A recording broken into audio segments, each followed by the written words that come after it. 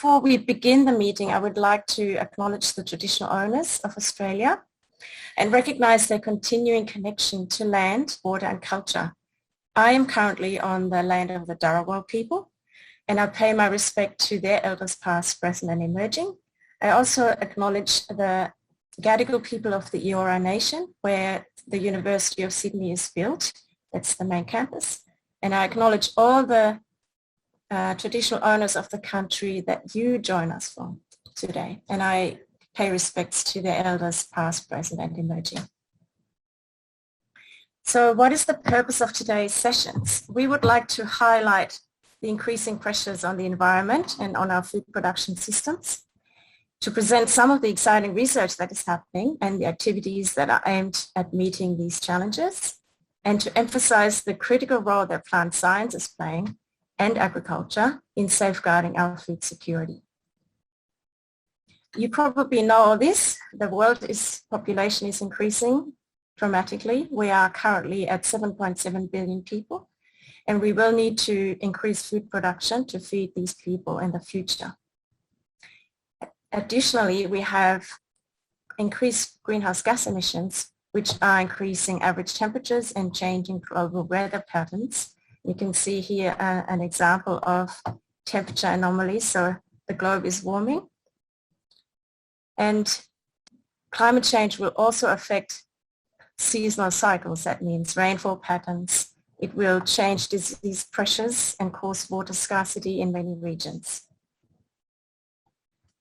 So the challenge is that we need to produce at least 30% more food and fiber to meet the demands of an estimated 9.4 billion people by 2050.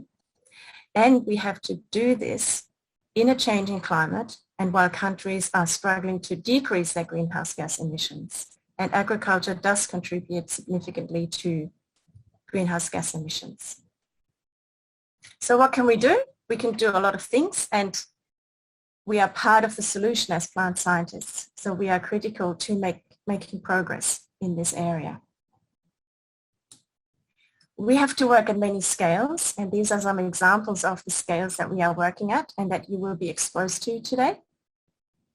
So we have to do global cycle modeling, we have to do plant breeding, work in soil science, farming. We need to use new technologies, look at whole plant physiology, biochemistry, cell biology, genetics, engineering. And some of us are working on major crop species that you can see on the left there: wheat, canola, cotton, fruit and vegetables. And others are working on model plant species, which look at the which allows to look at fundamental aspects of plant biology and plant development. And Arabidopsis thaliana is one of those model plant species you may be aware of.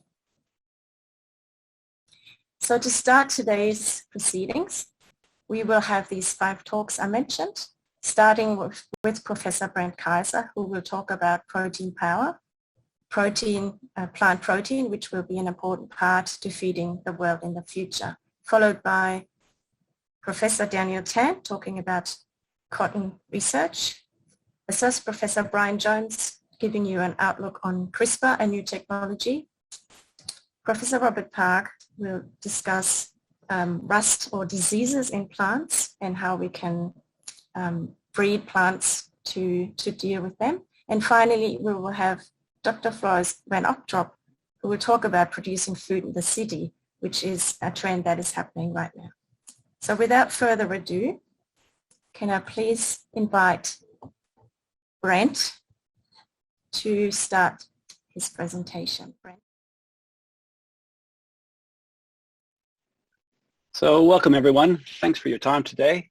I'm going to give you a very brief talk about protein power. So as you know, proteins are really important for your healthy diet.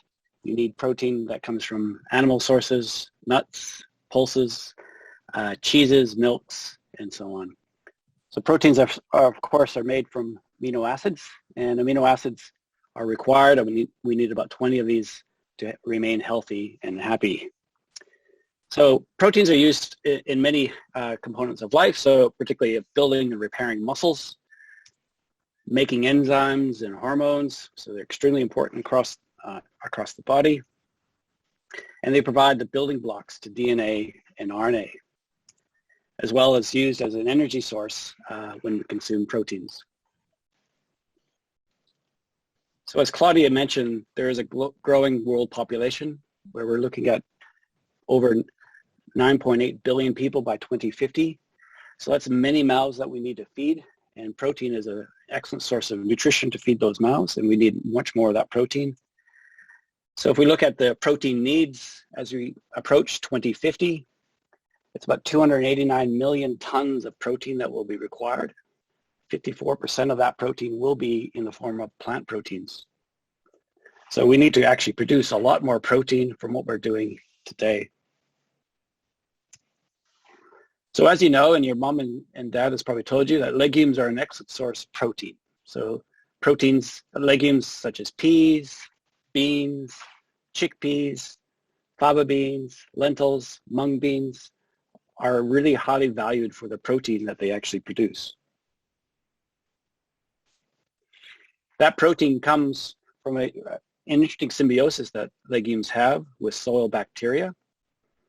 So this symbiotic partnership with bacteria allows legumes to extract nitrogen from the air through a process called nitrogen fixation. That occurs in root nodules, which are present below the ground. And inside those nodules live bacteria, which fix nitrogen. So legumes can capture this nitrogen into amino acids and proteins. And then legume seeds will accumulate a lot of that nitrogen and increase it to high concentrations around 20 to 45%, depending on the type of legume. So legume seeds are really plant protein power sources for our diets. Currently, a lot of food production systems are looking at that protein that's stored in those seeds through different processing technologies, which separate the starch, the fiber, and leave a highly concentrated protein source. So those protein sources are really useful because they go into the production of lots of different novel foods that are coming onto the marketplace today. So if you go to Woolies or Coles or Aldi, you'll see a growing presence of alternative plant-based protein foods in all different shapes and forms. And that protein is really displacing a lot of other sorts of proteins that have been commonly included in the ingredients of many foods that you eat today. So as you can see from this range of foods here, there is an increasing diversification of how much plant proteins are going into the foods that we will be eating today and through to tomorrow. So just to summarize, why pulses and plant proteins are important. So pulse seeds are high in protein. So they have about 25 to 40% protein in the seeds. Pulses supply sustainable protein to the planet. So as we mentioned, pulses can fix atmospheric nitrogen. That allows them not to be reliant on nitrogen fertilizers. So we have use of less fertilizers in agriculture, less greenhouse gas emissions. And also pulses will deliver nitrogen to the soil for other crops to grow on. Plant proteins are used in a range of new foods and ingredients, which help to deliver more protein to feed the world. And they offer alternative protein choices for those that would choose to have a different source of protein. So I say go plant-based and increase your protein power. Yeah, today I would have a quick chat with you about cotton production. It's one of the few crops that has got GMO in it, or genetic modified organisms. So just show quickly. And so basically the talk would cover the cotton industry briefly, cotton breeding, and also a bit of genetic modification and how it applies to cotton. So in Australia, most of the cotton is grown in the southeast part of Australia, Queensland, and also the Murrumbidgee irrigation area over here, Murrumbidgee areas. And cotton is in the hibiscus family, so it's very similar to like okra that you eat as well. And cotton, what was it used for originally? It was basically for the plant to disperse, basically to float on the water. And what do we use it for? Mainly for clothing, and we also use the seeds for making oil, cooking oil, as well as animal feed. There are many types of cotton. The main ones that we grow in Australia is Hirsutum, that's the upland cotton. There's also another type of cotton called Egyptian cotton. And Egyptian cotton or Pima cotton is the very long, long fiber type cotton. And we don't grow very much of that in Australia because it's very hard to get the genetically modified genes in there. So this one is very useful for our undies. A lot of people make underwear out of it or bed sheets. And there are also other types of cotton, especially in India, and I went to visit. There's cotton that is used for making like cotton wool for surgical uses. I'll show you some examples. So if you look here, this one is the arboreum. It's a very, I mean, they're found in India and other places. And then there is the normal upland one that we grow in Australia, and also there is the Barbadans or the Pima cotton that the Egyptian cotton that we grow as well. They look quite different. So in Australia, more than 99% of the Australian corn crop is genetically modified, and we modify it with 3 or 4 main genes. One is the Roundup Ready flax. I'll talk more about it later. And also the different genes that are used to kill insects. So you think it's really bad, but it has benefits to the environment. The Bogart3, which is the genes that kill insects, has actually reduced insecticide use by 90%. And the Roundup Ready, you think you use more, you know, because it's resistant to glyphosate, or which is a herbicide. You think you use more herbicide, but it actually reduced residual herbicide use by 30%. So you can see here a little comparison between cotton that doesn't have the insecticidal genes and the ones that have it here. So you can see lots of insects have really, you know, destroyed it, whereas the ones without the insects are looking really good. I mean, not the insects, with the insecticidal gene. Okay, so you can see that since the introduction of the Bogart3 or 2, which is basically the insecticidal genes in it, you can see that in conventional cotton and also the Bogart cotton, both of them have reduced insecticide use. It's because that the pest pressures have gone down, and so even the conventional cotton has experienced a lot less pests. So that's why we don't have to spray much anymore. They used to spray, farmers, when I talk to them, they used to spray like 10 sprays a season, and now they only do 1 or 2 sprays.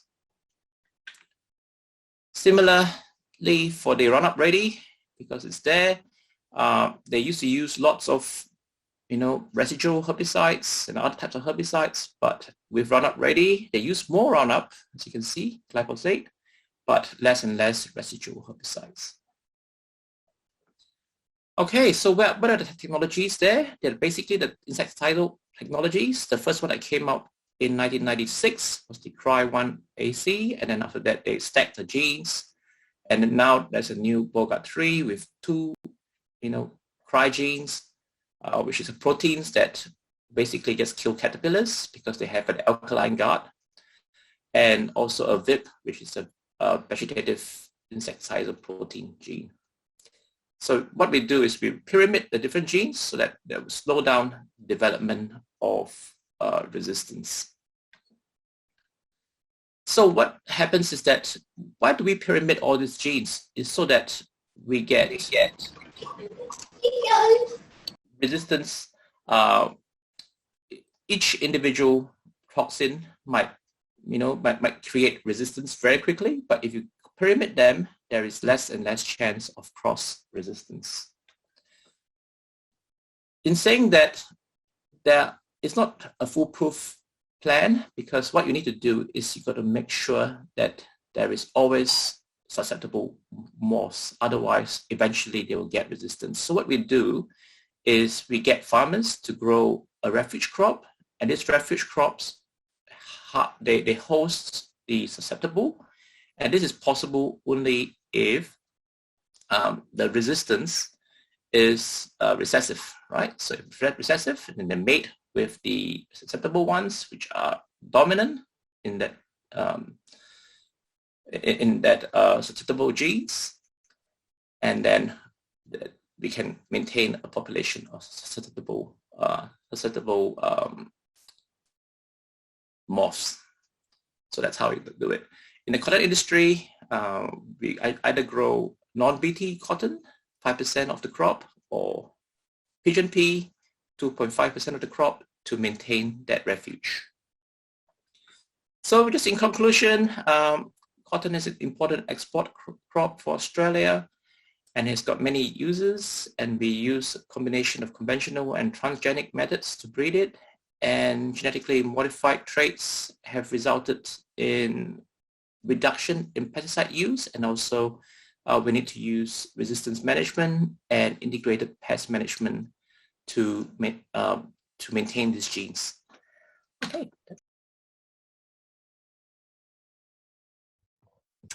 Hi, my name is Brian Jones. I'm going to talk to you about CRISPR today. Some of you may have looked at some of the material I sent through. That would make it easier.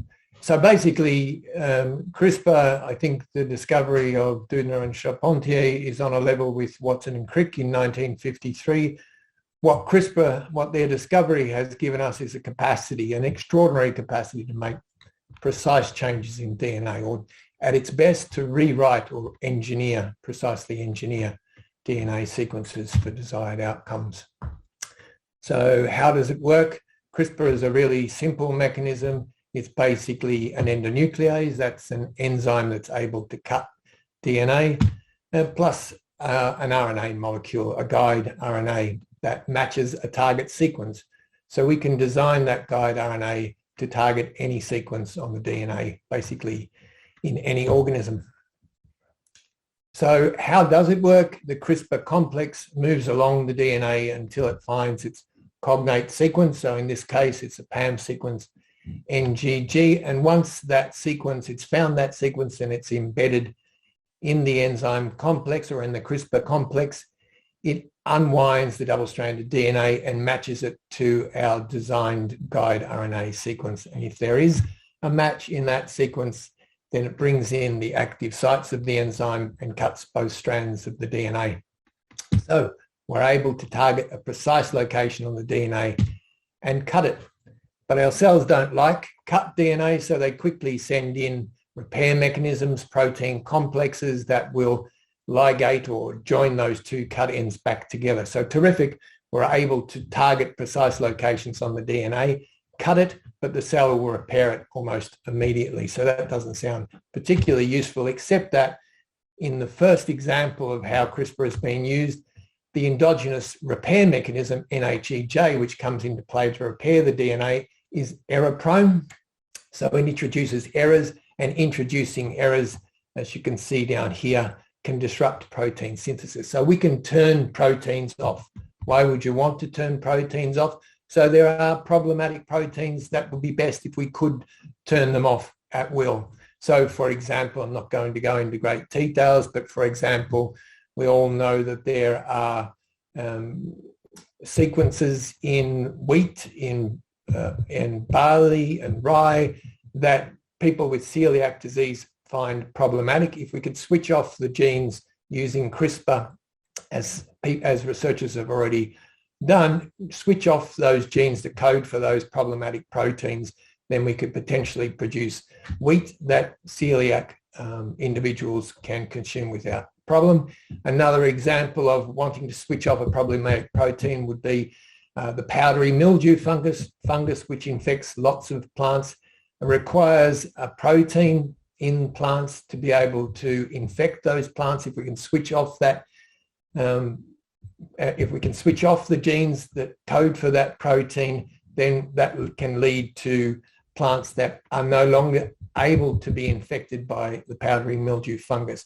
So there are problematic funguses, problematic proteins that we're able to switch off with CRISPR now, improving those crop plants that have problems because of those proteins. Another example, I won't go into this because time's limiting, but another example, a more sophisticated example in this case, is just improving the activity of an enzyme by chopping off part of the enzyme that auto-inhibits the activity of the enzyme. So chopping off an auto-inhibitory part of a protein enables it to be more active in the cell, and in this case it produces more of this GABA compound, which has been shown to be beneficial. So these tomatoes that have had this auto-inhibitory domain eliminated are now on the market in Japan. So finally, if I've got time, I just want to go through a more sophisticated, a more recent development, something called CRISPR base editing. So CRISPR base editing is more engineering rather than just blindly knocking out a protein by introducing errors into a sequence. CRISPR base editing can take a protein or take a gene sequence and make precise changes. So this start codon, stop codon here codes for this protein here, sort of functional protein, but we know that that functional protein, that there are other versions of that protein that contain these other 4 amino acids that are after the stop codon. So that what we can do in that instance is eliminate the stop codon. We can eliminate the stop codon by introducing a single nucleotide change from that A that codes for a stop codon, change it to a C, and we get a cysteine here. So we can do that, and then we can use the alternative stop codon if we could just change that one sequence. So changing that one sequence in, for example, bread wheat has 34 billion nucleotides in every cell in the plant. So just identifying and targeting a single nucleotide amongst 34 billion, as you can imagine, would simply have been impossible before CRISPR, but with CRISPR it becomes possible.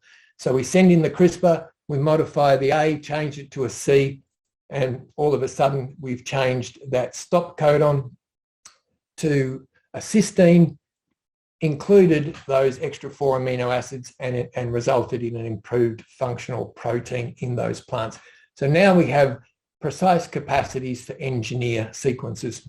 And as a couple of the speakers have mentioned already, these sorts of improvements in agriculture are critical as we're going forward, because agriculture has such an impact on the planet, and we need to improve all aspects of agriculture. And I think that CRISPR, the power that CRISPR gives us to breed better plants, needs to be part of the solution.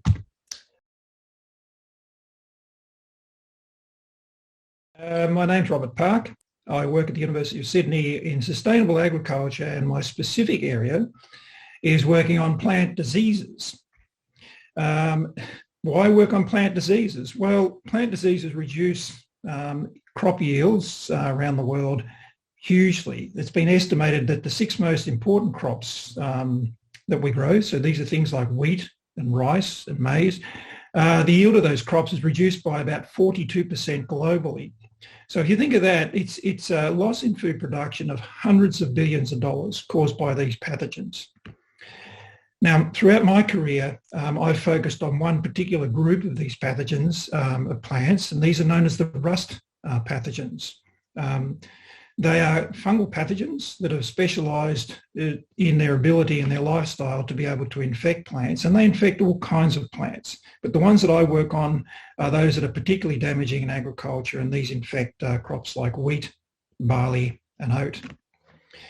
So why are they called rust diseases? Well, you might have seen rust on steel, and that's what these diseases look like on plants. So there's one over here on your left, which is stem rust of cereals. In this particular example, stem rust of wheat. The one in the middle there, just to the right, is myrtle rust. This is a rust pathogen that came to Australia about 10 years ago from South America, and it attacks shrubs.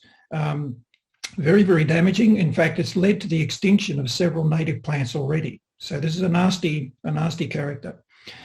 Why are these pathogens so damaging? Well, they interfere with the metabolism of the host and they divert the photosynthate, the food that the plant is making to support their own growth. And they produce billions upon billions of microscopic rust-coloured spores.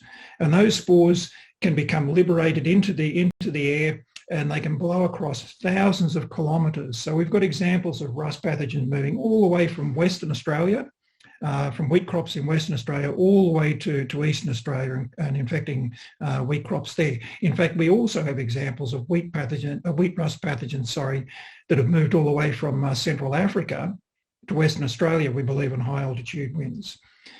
They also move around, the spores also move around by getting stuck to people's clothing, and people unfortunately inadvertently bring them back with them when they've been overseas. So perhaps they've been walking through a wheat crop in Europe. The spores are stuck to their clothing, they've come home, they've not washed their clothing, they've then walked through a wheat crop in Australia and they've infected that wheat crop with a European rust isolate.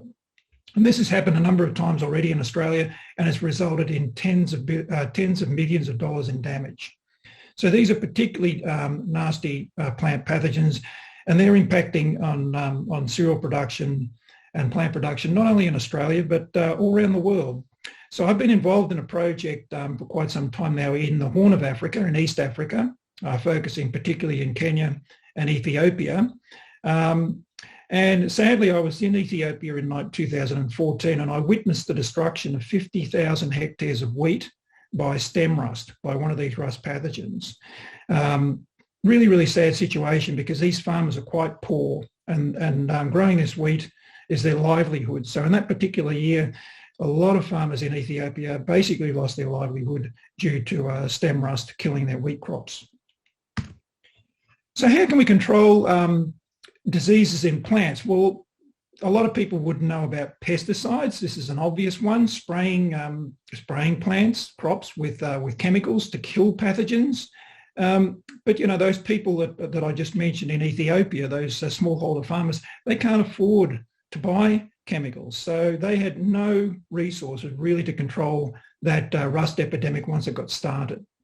And the other problem with pesticides is that they're not good for the environment. And the more that these are being used in agriculture, the more problems we are seeing with a whole range of things, not just in human health, but also in the health of ecosystems through exposure of non-target organisms to these chemicals.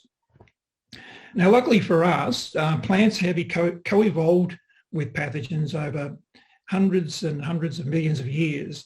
And during that process, they've evolved genes that that they use to defend themselves against these pathogens. So these are what we call resistance genes. They're genes that are specifically evolved to recognize the presence of pathogens and then switch on defense to stop those pathogens from infecting them.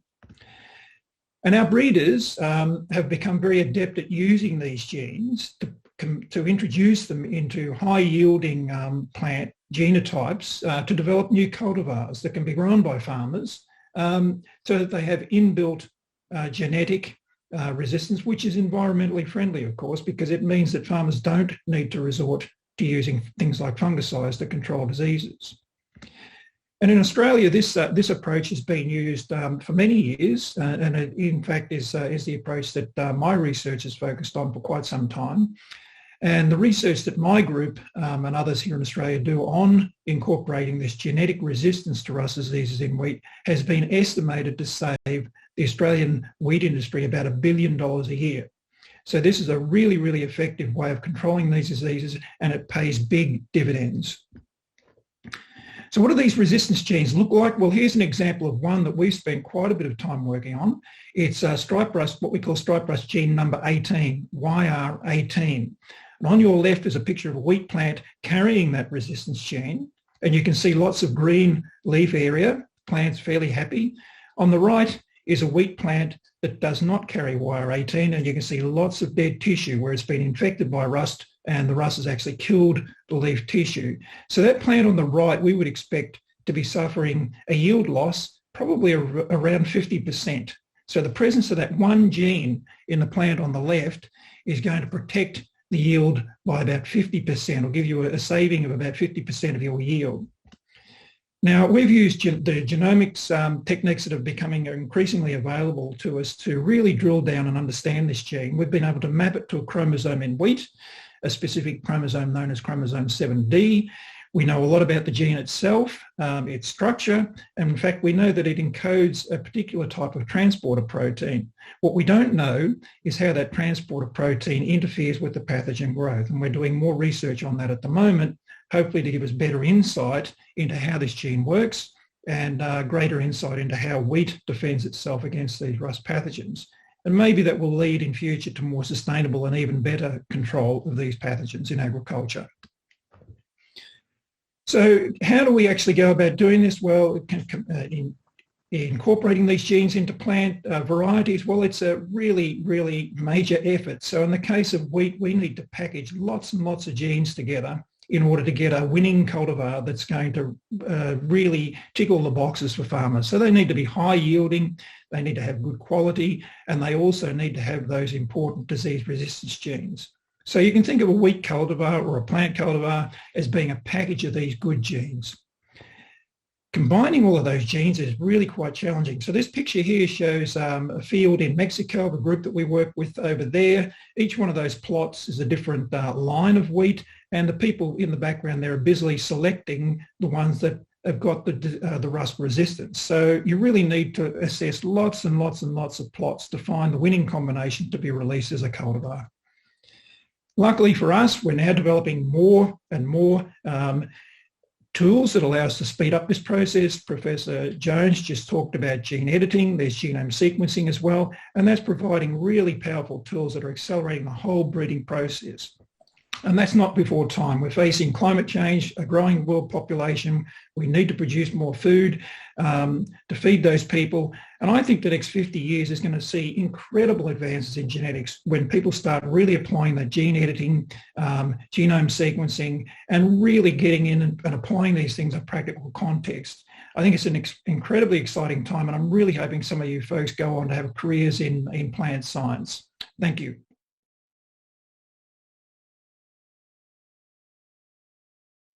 So today I'm just going to briefly talk about something called urban agriculture, and it seems to be a bit of a buzz at the moment. There's a lot of emerging businesses that are jumping on the urban ag bandwagon.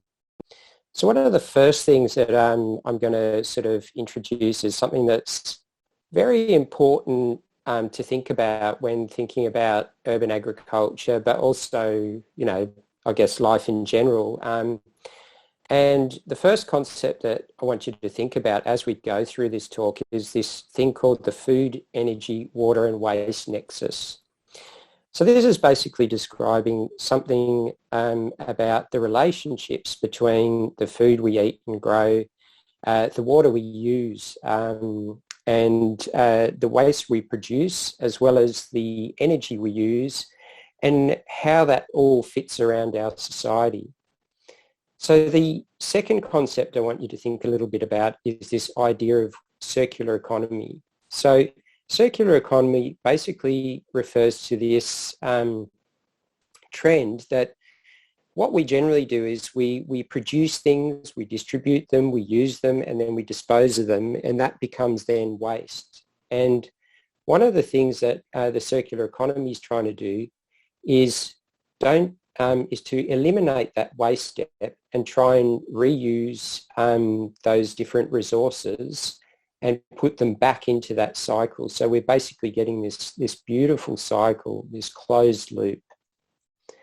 So what is urban agriculture? So there are plenty of definitions we need to consider. So one of the first thing is, what does urban mean? So generally when we're talking about urban agriculture, we're talking about agriculture that's occurring in suburban areas, like in your backyard.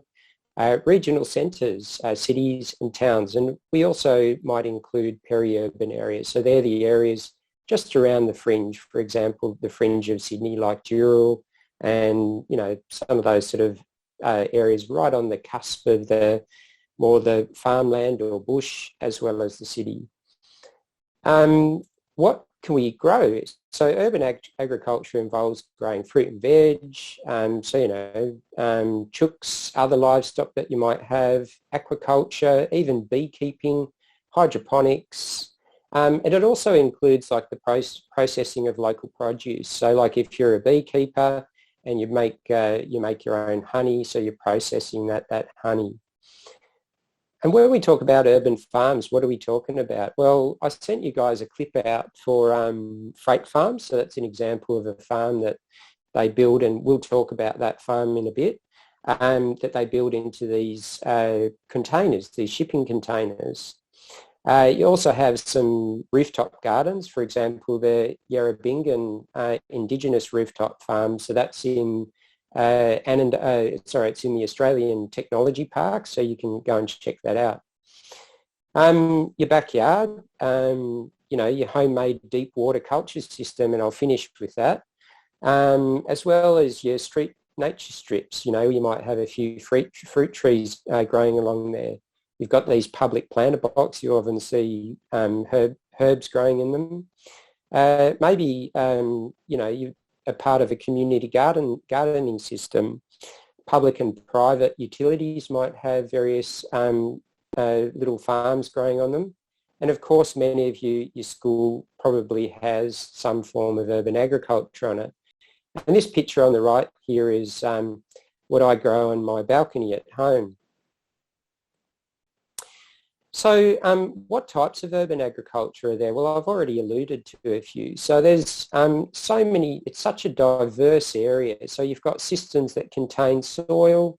So for example, this one here where we've got these planter boxes.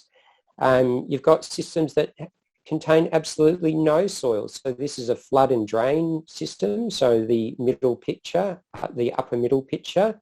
And so there's absolutely no soil involved in those at all. You've got those with natural light, like the picture in the top left, and then you've got those with artificial light. So, for example, these are LED lights that are used to help the plants grow. You've got protected. So in this case, these crops are protected. And then you've also got unprotected. And there's so many different things you can look at. There's farms that require you to do a lot of work, but there's also farms that are almost entirely automated right from the planting process to the harvesting. So there's very little human hand involved in them. So that's where you also might consider, for example, high-tech and low-tech opportunities. We'll talk a little bit about vertical farming in a bit. And then you've got different systems like hydroponic systems. This is middle centre, or the two centre ones are both examples of hydroponic systems. And some of these systems are also coupled with fish farms. And then you're talking about aquaponic systems.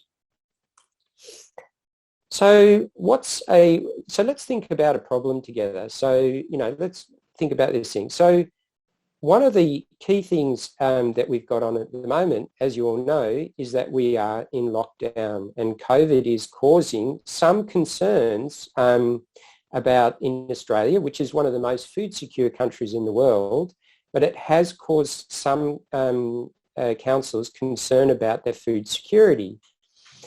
So one of the solutions they're exploring is urban agriculture.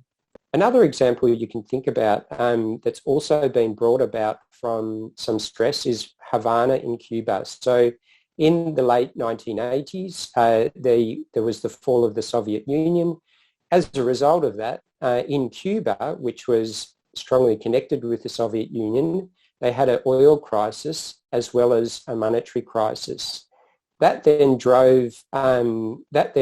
interfered with the agriculture because they couldn't transport produce, and they also didn't have the equipment to basically harvest these large farms outside the city.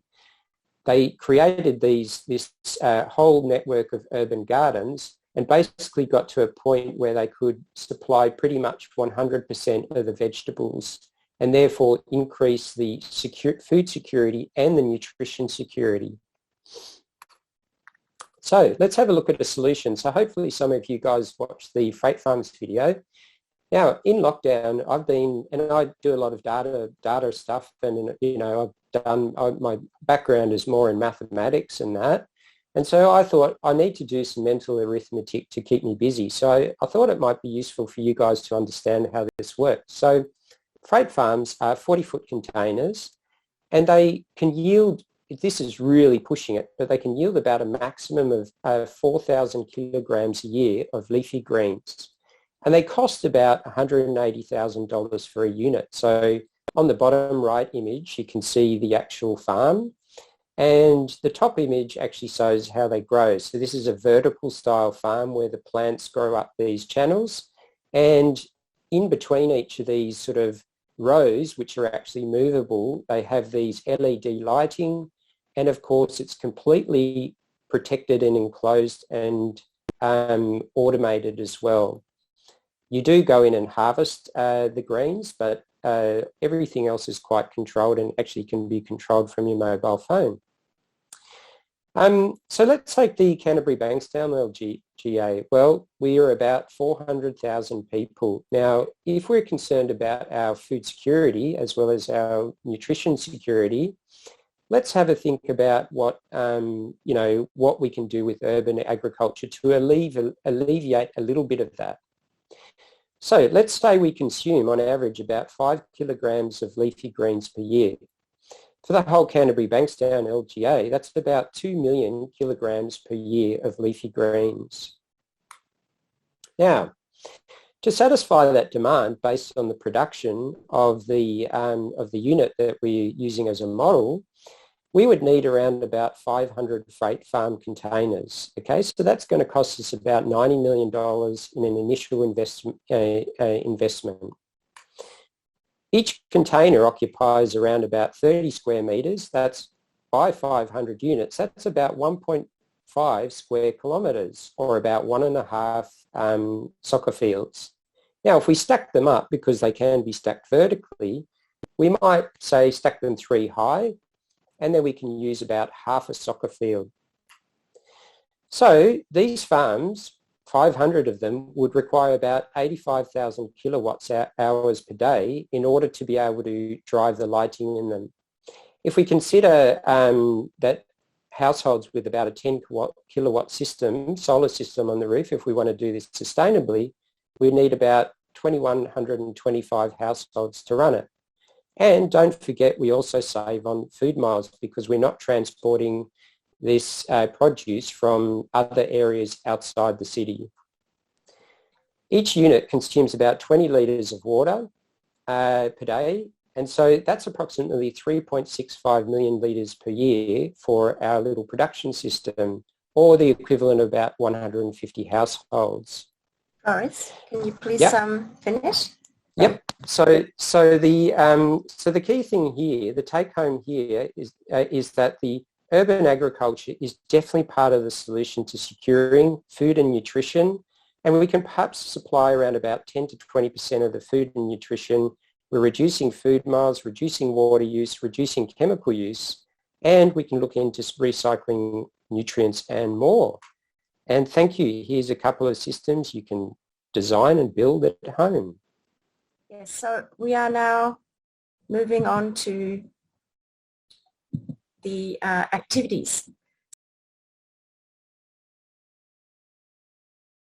Hi everyone, my name is Marcus Heisler and I'll be presenting this with Mary Byrne. So here we're going to be talking a little bit more about fundamental questions about plants, and in particular their amazing shapes, and try to understand them a little bit better, and also though to relate them to some of the foods that or plants that we eat. So the main features we'll be talking about are shown in these pictures, and I'm sure you'll be fairly familiar with some of these plants. And the first feature of them I want to talk about is the spiral pattern. So you can see that here in this middle top image showing you a spiral pattern, and also on the top right you can recognize that. And in fact, I think in all these images you'll see spiral patterns. The second aspect I want you to focus on is actually what plant part is being produced in the spiral pattern. So for instance, in the middle top we have leaves being produced, and that's the same for the top right hand corner as well. Whereas on the top left corner we have flowers being produced in the spiral pattern. And even down here in the sunflower, you might think this is one big flower, but in fact there are many, many, many little flowers here in the center, and they're also produced in a spiral pattern. And the same for this one on the right bottom as well.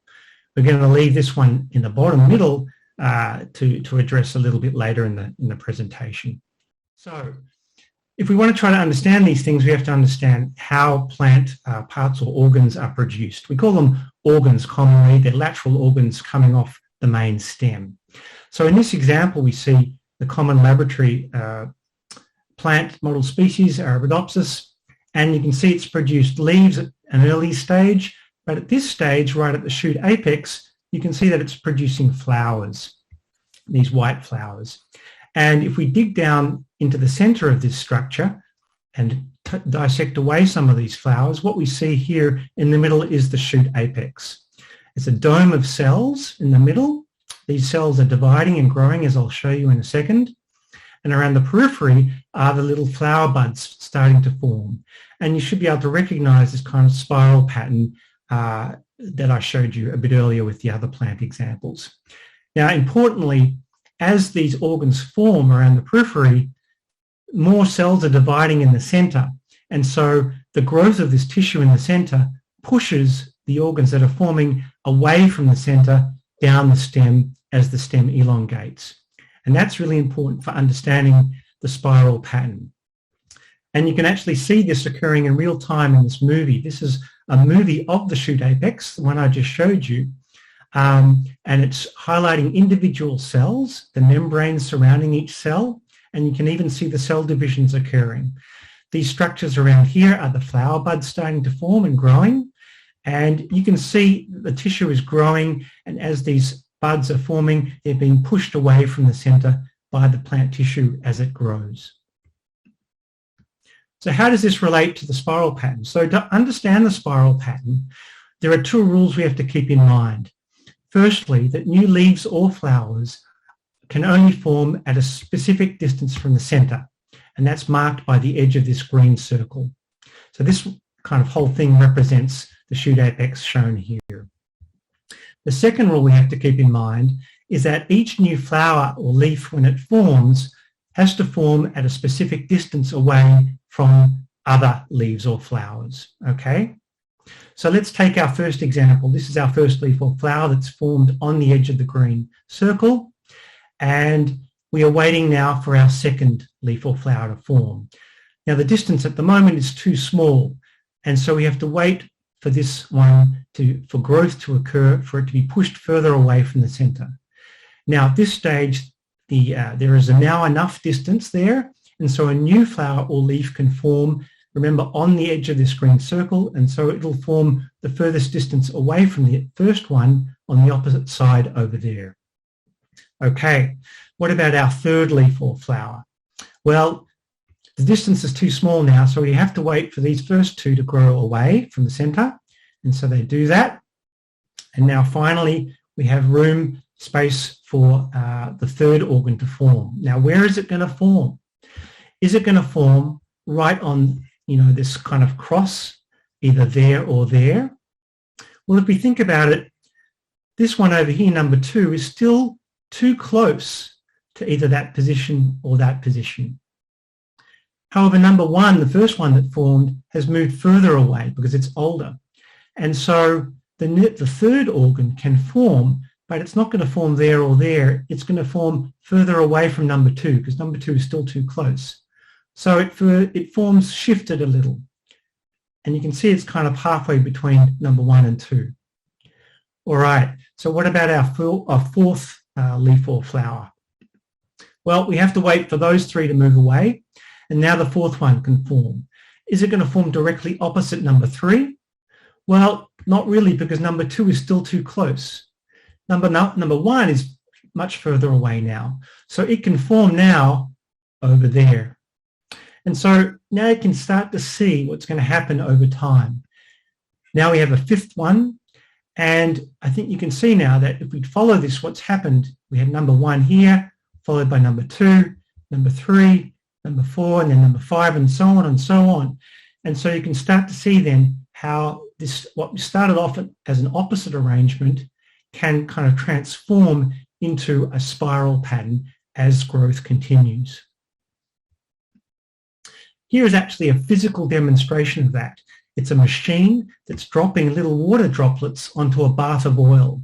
These water droplets are magnetized, and so they repel each other on the oil, but they're also drawn to the circumference here where there's another magnet.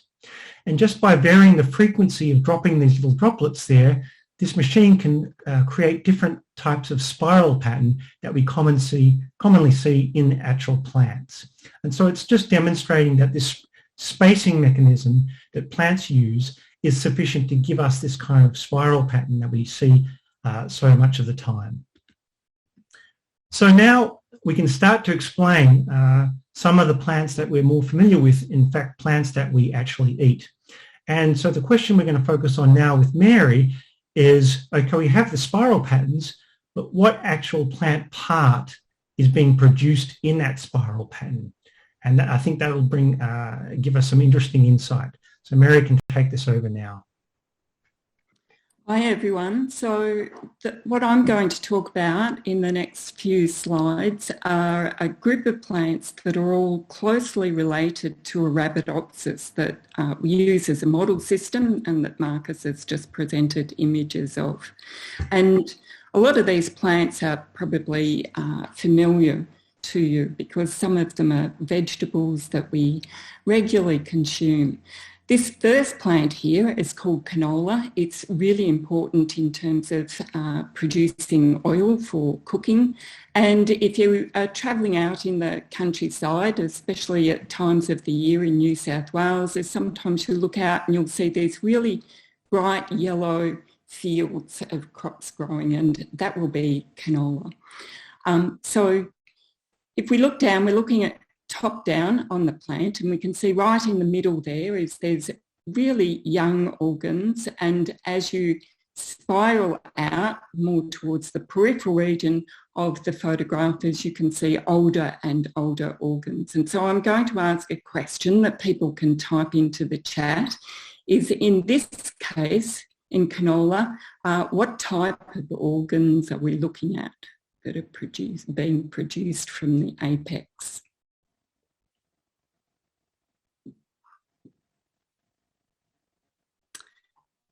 Okay, great. We've got a few people here typing in answers, and so that's great. We're producing flower buds.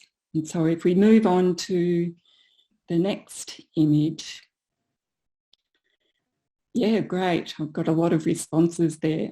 Here we have another vegetable, and again, it's a member of the Brassica family, and it's closely related to canola and to Arabidopsis. And we're looking top down onto this cabbage. And so in this case, what kind of organs are we producing? Great, everyone's right on top of all of this.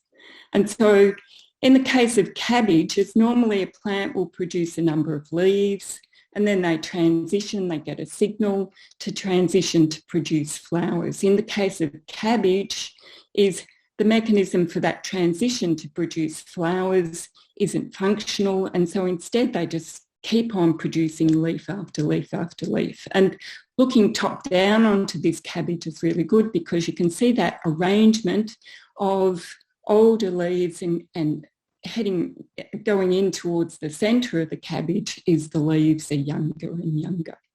Okay, thanks, Marcus. Next slide. Okay, this is a little bit more of an exotic vegetable that you may have seen on the shelves of supermarkets or your local grocer in more recent years. It's related to broccoli and it's called Romanesco. And it's really exotic because it's just got this fantastic pattern of growth, where you've got these apices that are producing more apices, and each of those are producing more apices in this ever decreasing level of size. And if we zoom up here, we can start to see one of these in detail. As at 12 o'clock, we can see an apice with smaller apices coming out from that. And as you go down that structure there, as you can see larger apices, but each one of those apices are producing apices. So what do we think might be going on here?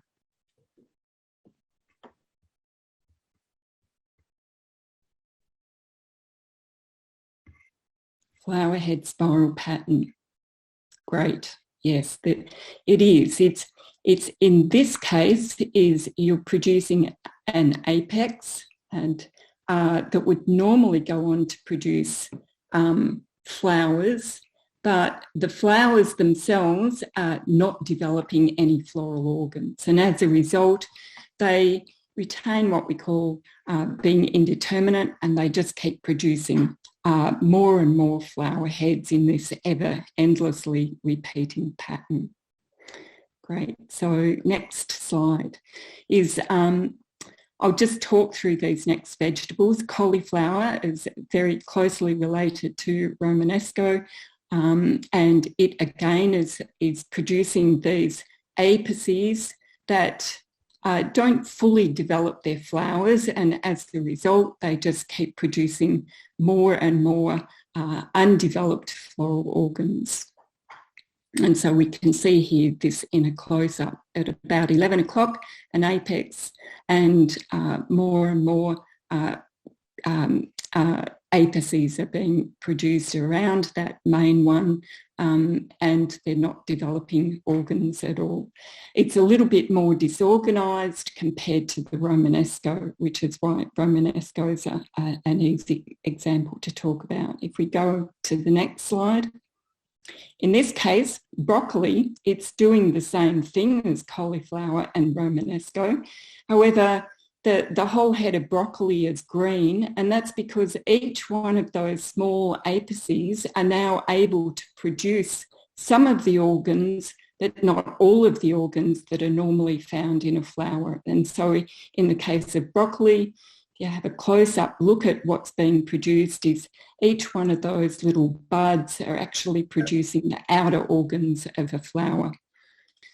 Another vegetable is kohlrabi. That is a result of expansion of the part of the plant called the stem. And so if we move to the last slide here, is we can see that each one of these vegetables, they're actually all derived from a common wild mustard, and they're through years and sometimes centuries, is they have been selected for particular traits that are modifying part of that plant to either be leafy or have bulbs produced from roots or stems, or to have undeveloped flowers.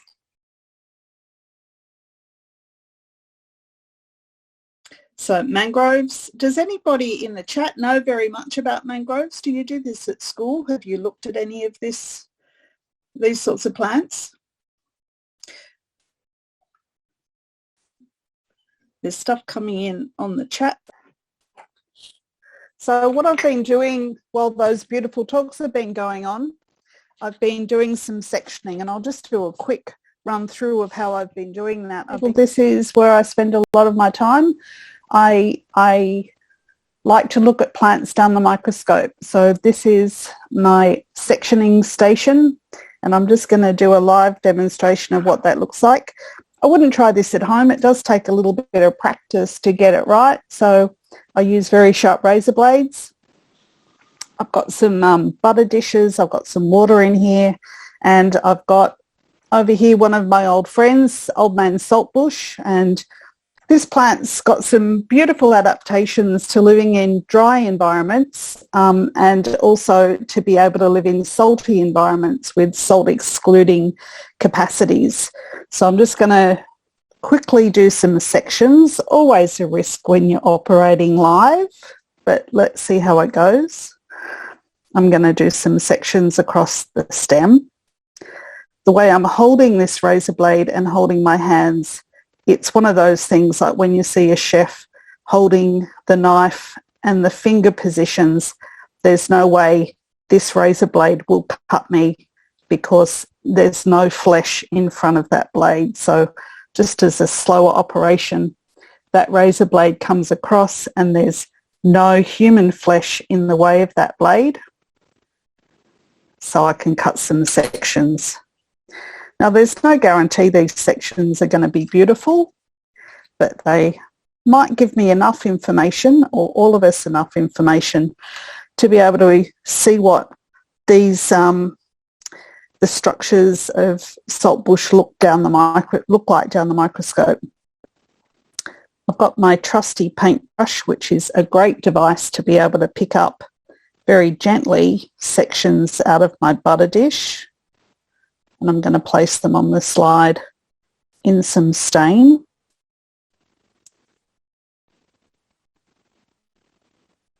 And because time is a little bit against us, I'm not going to stain them maybe for as long as I usually would. And I'm going to put some, maybe I'll use water instead. Get rid of that with some blotting paper.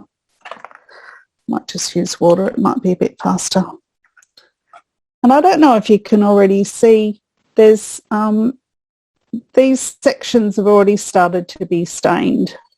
So I can lift them out of the stain solution and pop them over just into this water. Then they're ready for a cover slip. I can put these back in here. Get a bit of my favourite stuff, a bit of blotting paper.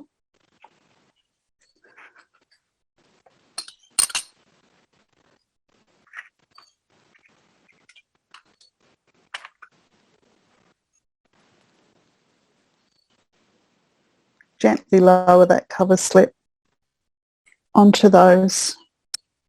And then again, the paintbrush comes in handy just to squeak a little bit more water onto that cover slip so these sections don't dry out. So this is now ready to look at under the microscope.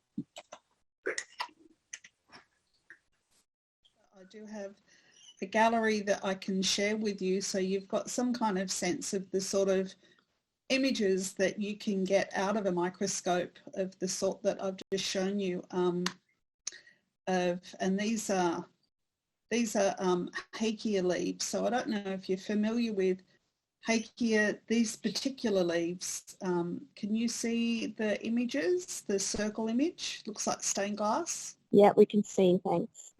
Perfect. And so on that image, this is the photosynthetic tissue.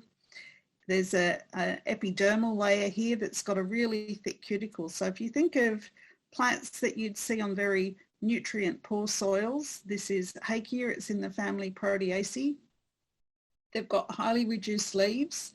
So they've got leaves that just look like, you know, like needles. They're called, the shape is a needle leaf.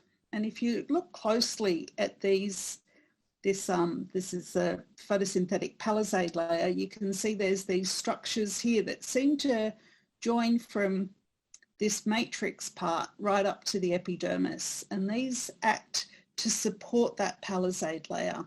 So these are a particular sort of cell type called a sclerid, and they've got lignin in their cell walls to help keep the integrity of this particular shape. So this is one of these.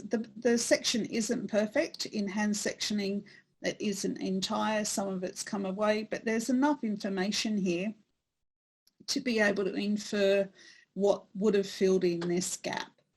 And because it's a leaf, it's got the main midrib and it's got these secondary vascular bundles coming out to the periphery. So that kind of is the indication that this is a leaf.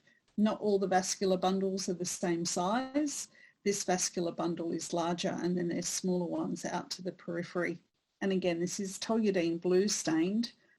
So this isn't saltbush, just to give you a check. This is, the technology didn't work, so we've just flipped to another plant that I find super interesting. And again, you can see these girders. There's something happening in the cell patternation here that I find intriguing. So if this was down the microscope, I'd be predicting that there's a stomata there, and it's associated with a substomatal cavity. So there's gas exchange that happens across this particular part of the leaf interface. Here's a closer up of the vascular bundle with an arrangement of xylem tissue with smaller xylems moving to larger xylems. There's some phloem here, so carbohydrate is moved around the plant through the phloem. The xylem is where, of course, water is moved around. And here's that stomata in that surface, super thick cuticle. And the guard cells are actually down here. So these are encrypted stomata into this subcellular cavity. So gas exchange occurs over here. And if you look super carefully, you can actually see the chloroplasts in these cells. So these green circles, they're individual chloroplasts that you can pick out.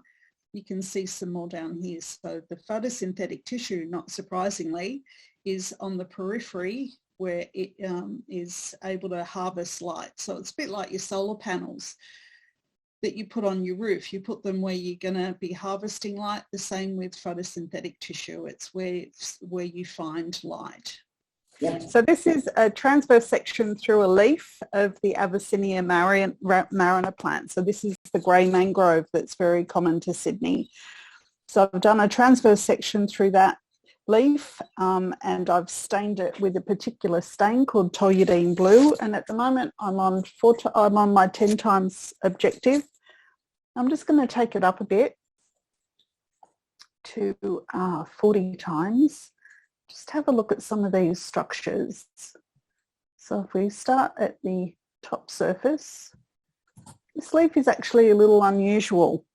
It's unusual for a couple of reasons. Let me just get the light right. And I'll go back one. So most leaves that you may have seen have got this upper epidermis, which is exactly what we have here. So there's an upper epidermis on this leaf. This leaf is a little unusual in that it's got this layer that's called a hypodermis here underneath that upper epidermal layer. And then this is the layer where you get lots of chloroplast containing cells. And I'll take that up in magnification in a little bit. This is a hand cut section, so it might be slightly thicker than you would do if you would had this as a professional section done on a machine. This region here, can people see my mouse moving around a region? So that's where a vascular bundle is. So there's a vascular bundle, and a really lovely thing about this this particular leaf, it's a mangrove, so it grows in salt water, and it's both a salt excluder because salt is toxic to cells. Sodium chloride is toxic, so it can exclude a lot of salt in the roots, but some of the salt does come up through the xylem, and then the remaining salt that's brought up through the xylem is excreted in special glands on the undersurface of this. So I'm going to go up to 40 times and see if I can see some of those particular salt glands.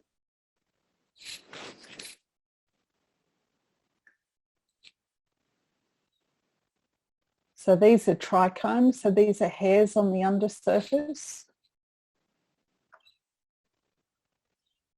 And I'm just going to go back to the eyepieces. So I'm moving the microscope on screen and focusing up and down. So it's a bit like driving a manual rather than an automatic. When you use the microscope, it's always two hands. One of them's doing X, Y, and your other hand's doing Z. So if I do a bit of a Z move, it's focusing up and down.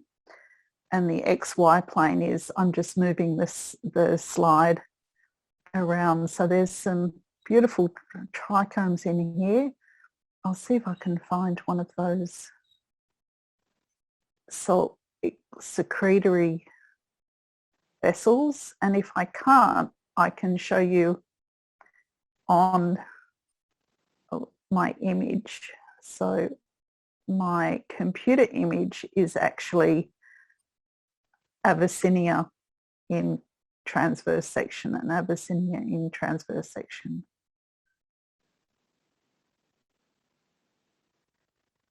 So it's a relatively simple system with a razor blade and some stains. You can do some really lovely investigations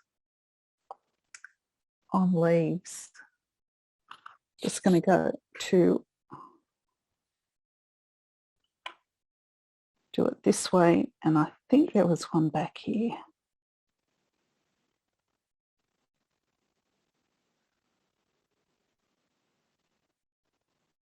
It's faster for me to do it down the microscope, of course.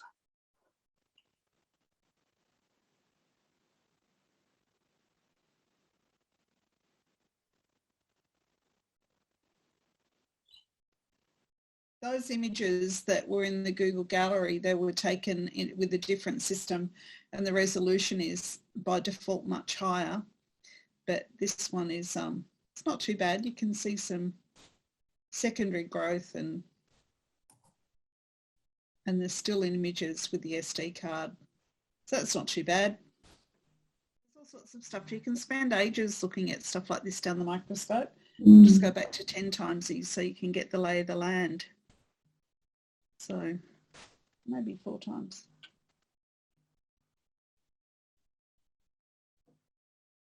So quite a large cortex in these stems. And I guess part of the story with these images is that it's not just the science. I love seeing these images down the microscope. I can spend a long time making these sections and looking at them, and I always learn something new. So it's one of those things, I think most of us who have given presentations today, there's so much more to learn about plants, and for me the biggest thing is to let everybody in to learn about plants and to improve botanical literacy. The only way we're going to solve some of the biggest issues that we're facing at the moment, whether it's climate change, food security, and the interactions between those, is to really gain a great appreciation of plants. And they're also absolutely beautiful to look at. So these patterns, like Mary and Mark were talking about their patterns at the kind of macro level and at the micro level, these are some other ways that you can view plants that are absolutely delightful. So.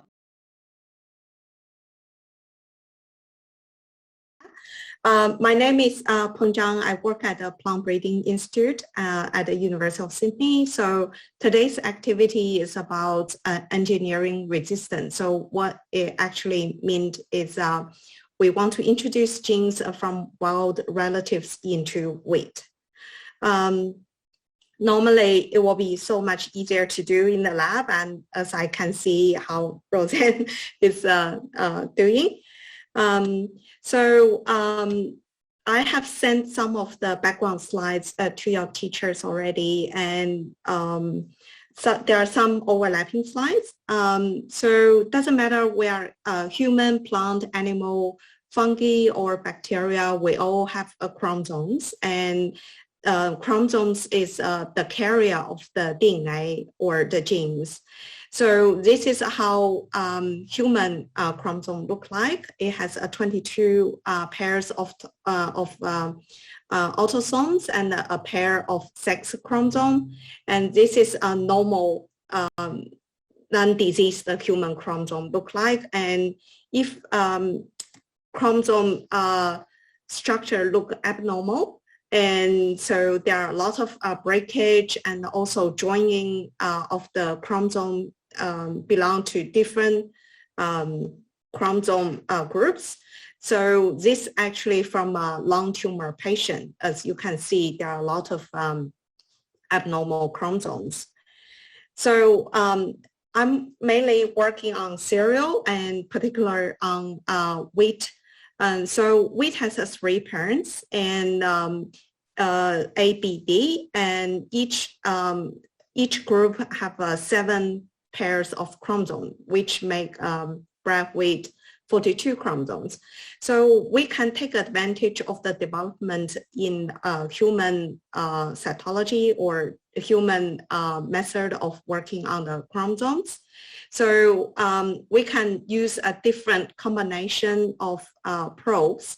They can generate fingerprints, different fingerprints on different chromosomes, and using them, we could identify individual chromosomes. So these are how the chromosomes look like under the microscope. And so here we use exactly the same 2 repeated sequences probe. And if you compare this pair of chromosomes, it have the same pattern as a 1D. So we can say, okay, these are 1D chromosome in wheat. So here are some interesting comparison among different plant species on the size. Arabidopsis, Mary has mentioned, and also Brian, this is a model plant, but its genome size is really small. And the next one up is rice, and here's wheat. And if you can count really quickly. These are only 28 chromosomes instead of 42, as I mentioned before. These are the pasta weight. So the pasta weight is the one we use to make spaghetti and pasta. So you can see how different they are in sizes. So here's another visual visualization how the genome size differ. So if we say 1 megabase is 1 mile, we start from San Francisco. Arabidopsis genome will only reach to Reno, Nevada, close to Las Vegas. And then the rice genome will reach to Salt Lake City in Utah. And the maize genome can go almost across the US, go to Philadelphia. Now look at the wheat genome, how big it is. It can go all the way around the world and come back to San Francisco. So one thing I want to mention here is the genome size actually is not necessarily correlated with the complexity of the genome. So I give a bit hint here. The wheat genome actually is 5 times of a human genome, which is kind of difficult to imagine because a human are such a complicated system, and wheat has a so much bigger genome size. And then recently, one of the largest genome has been sequenced is the Australian lungfish. It's 14 times of a human genome. So as I mentioned before, bread wheat has 3 parents. 2 of the grasses, they hybridized about 500,000 years ago and formed pasta wheat. And then about 8,000 years ago, it hybridized again with another grass species and formed the bread wheat.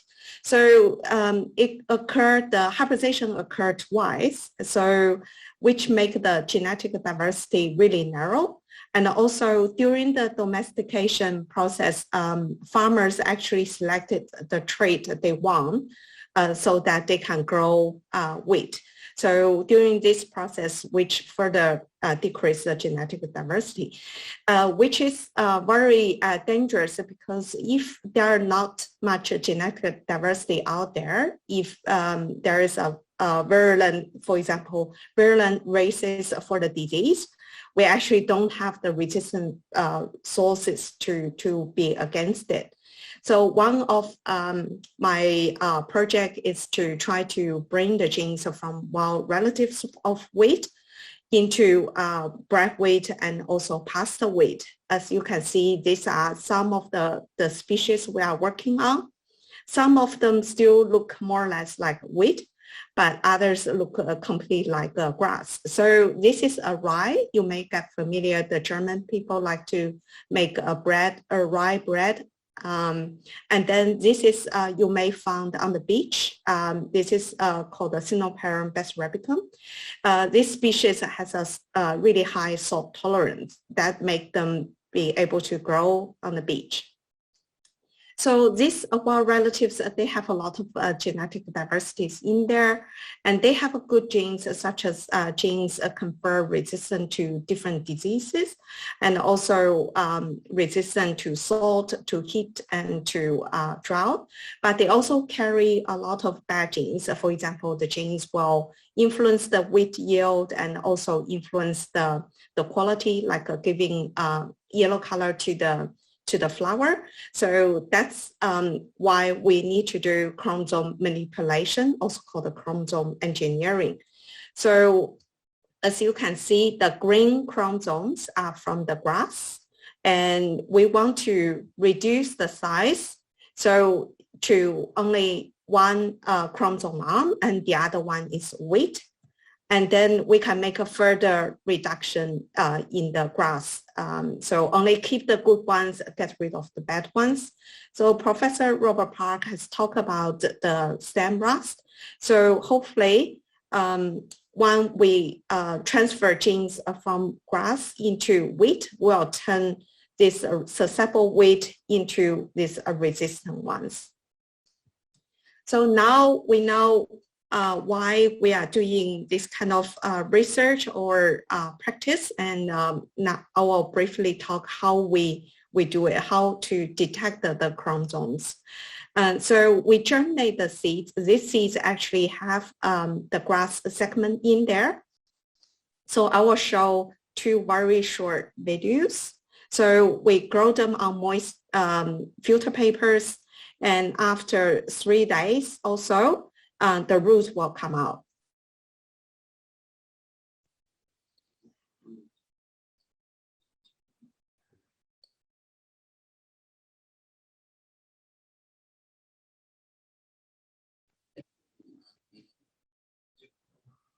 So once we cut the root and put them in these tubes, we will need to go through a whole lot of process to make the cell suspension, similar to what human people use. And then we will make chromosome preparation out of this cell suspension.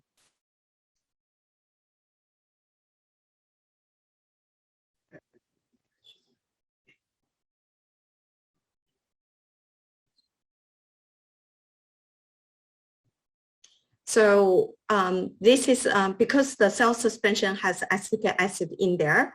Once you drop from a distance, the acetic acid will evaporate really quickly, and it will pull the chromosome apart. So this is how the chromosome spread look like after we do that cell suspension slide.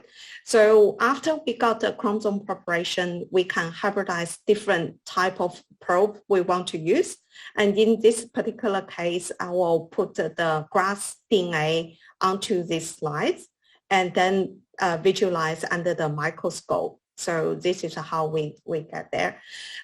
So I think because we can't actually be physically in the lab, that's how we can do the activities today. And so if you could type in your answer in the chat box, I mentioned it briefly.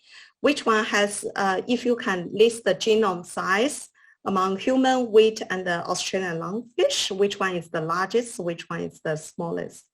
That will let me know whether you have listened carefully of my talk. So that's it from me. Thank you.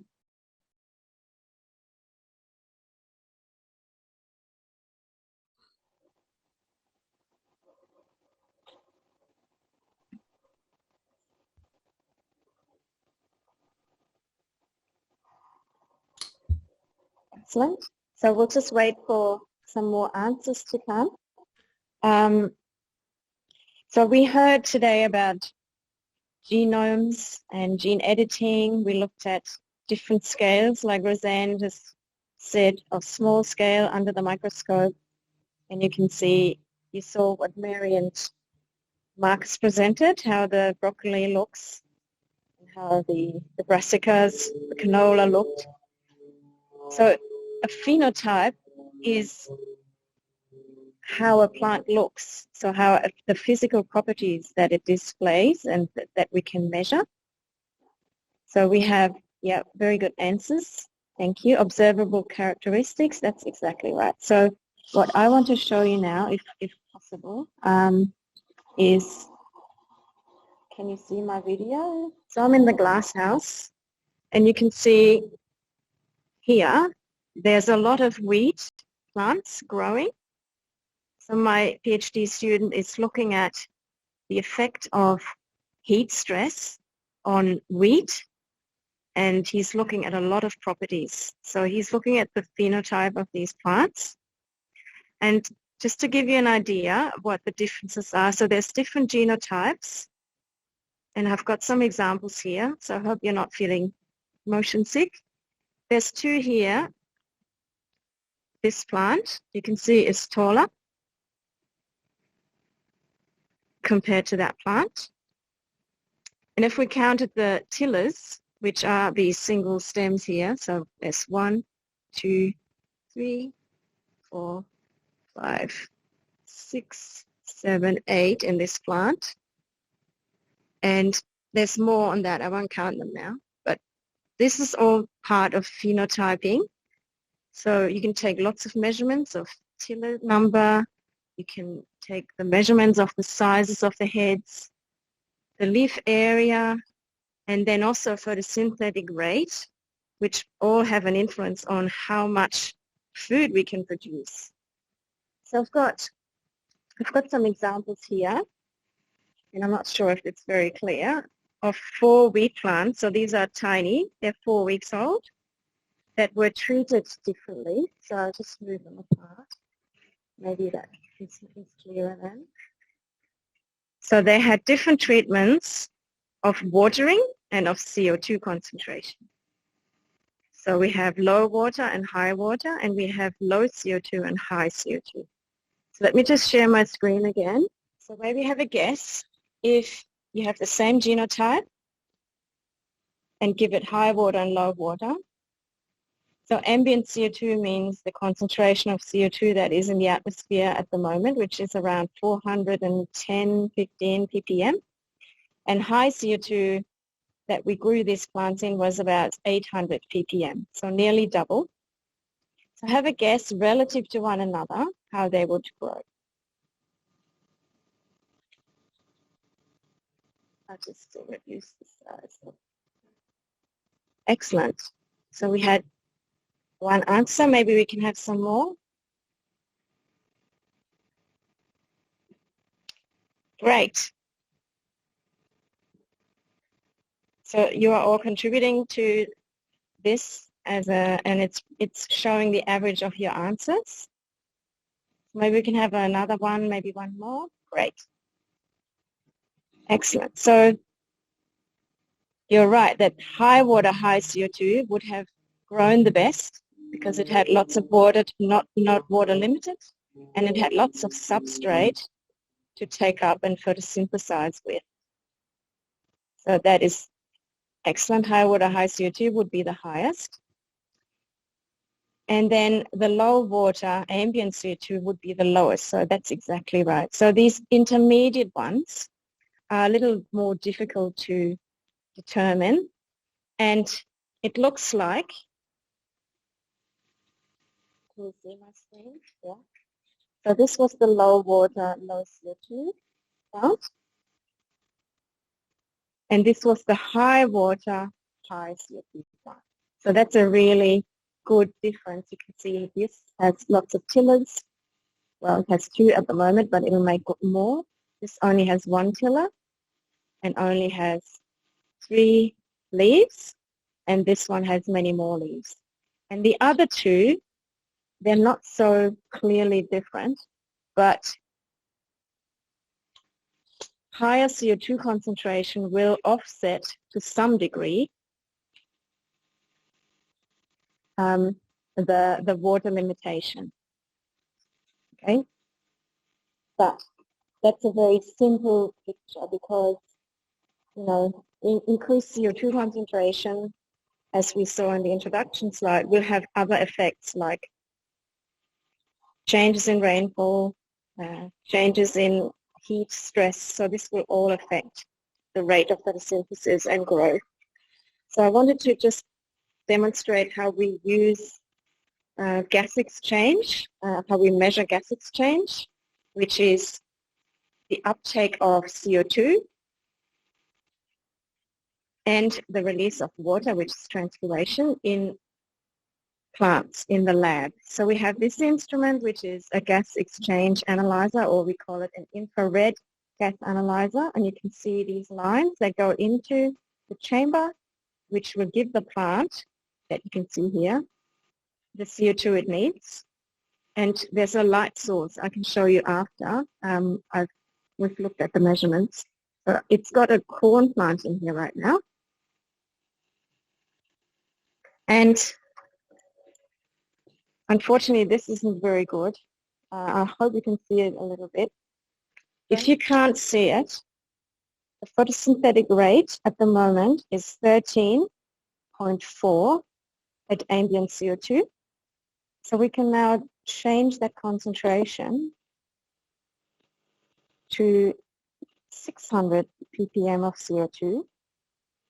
So we have to wait for this to adjust. So it's 13.5 now, and it will think about changing. So don't worry about the noise at the moment. So I'll leave it to do its thing.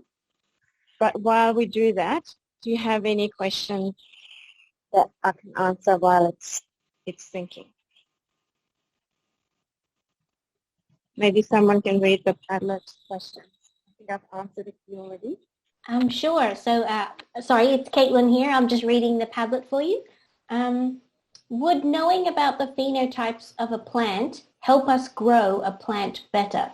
So a genotype will determine some things, like we discussed earlier. So these different plants here that you can see, these are different genotypes, and you can see that there are differences between them, even though they were grown in the same glasshouse.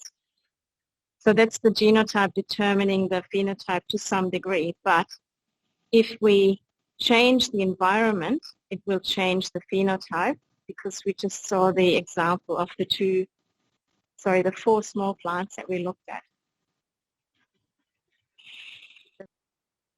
I'll just try and go back to the measurement now.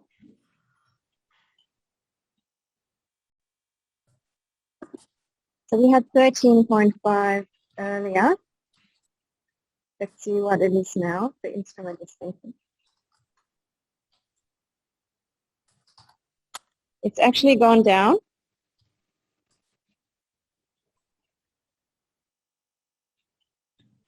And that is because it's closing the stomata. So even though we gave it more substrate, CO2, it's now adjusting by closing the stomata, because it doesn't have to keep it open so much.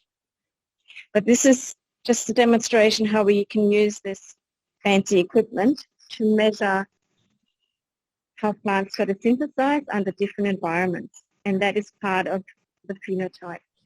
Before we go, I just wanted to show you, when we open the chamber, you can see there's a light source in here. So we give the plant some pink and blue light, and we can change the level of the light in the chamber as well.